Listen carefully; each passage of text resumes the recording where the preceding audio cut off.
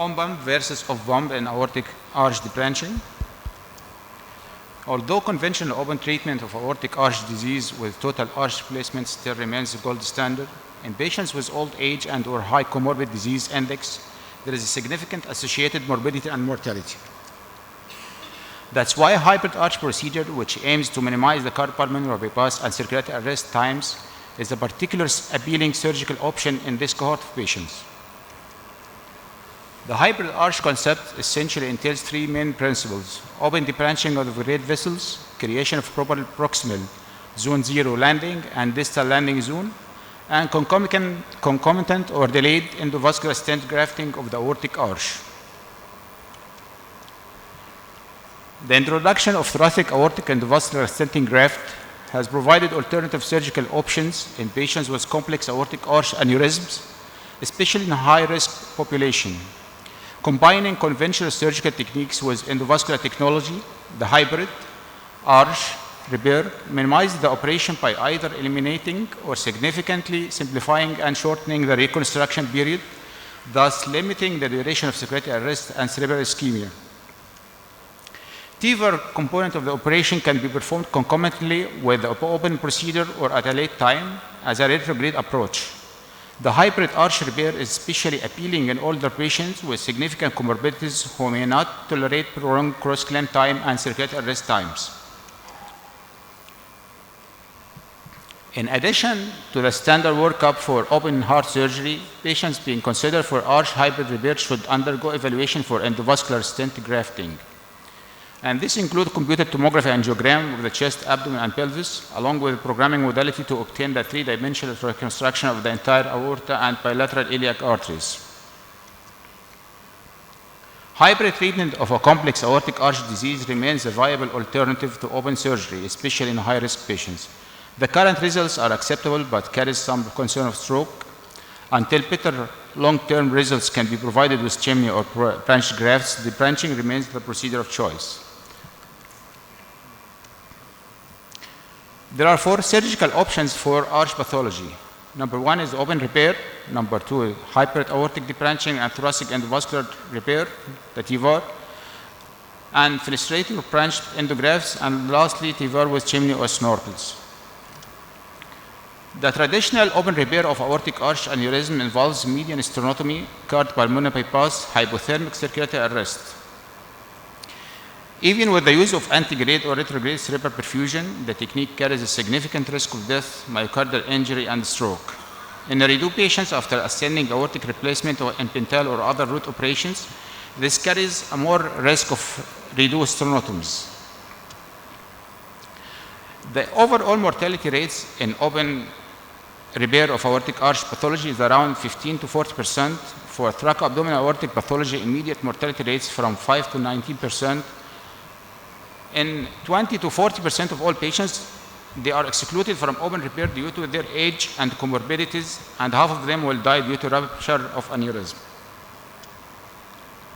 Hybrid debranching and thoracic endovascular aortic repair, this technique was introduced as early as mid-2000s, eliminating the need for circulatory arrest and hypothermia.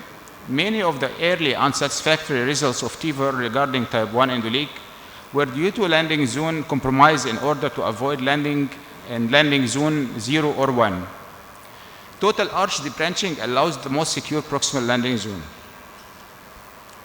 These are the hybrid arch repairs are classified into these 3 major types. Type 1 arched hybrid, the great vessels are debranched to enable zone 0 stent grafting.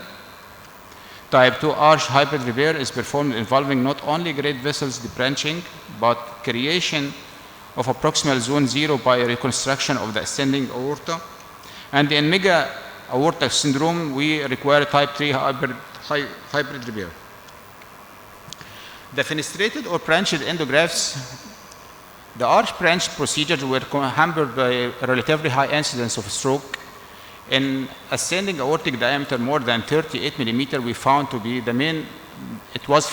the main risk factor of mortality and neurological complication in these patients. TFAR with chimney on snorkels, the use of chimney technique, in particular with multiple chimney grafts, has been criticized for the possibility of gutter endoleaks, stent compression, possible device interaction, and uncertain long-term durability. Most reported procedures are confined to the left subclavian and left common carotid arteries. The true need for minimally invasive is at landing zone 0, and yet chimney have not provided a good answer in this area. Chimney technique in this pathology remains untested and should not be used as an acceptable treatment other than for salvage.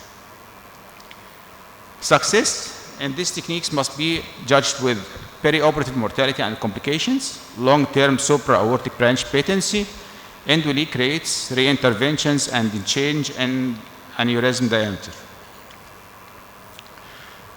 We operated in 11 patients with type 1 hybrid repair since 2017. All these 11 patients ascending aortic diameter didn't exceed 37 millimeter in diameter. In those patients who ascending aorta were more than 37 millimeters, they were subjected to type 2 hybrid arch operation, in which the ascending aorta was replaced by diaphragm tube to prepare for appropriate landing zone.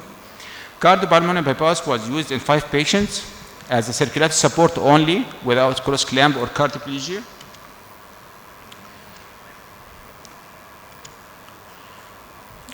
Five of 11 patients were operated using cardiopulmonary bypass without arresting the heart. There is no insignificant difference between both groups in post-operative renal function. We noticed the higher need for blood transfusion in cardiopulmonary bypass group.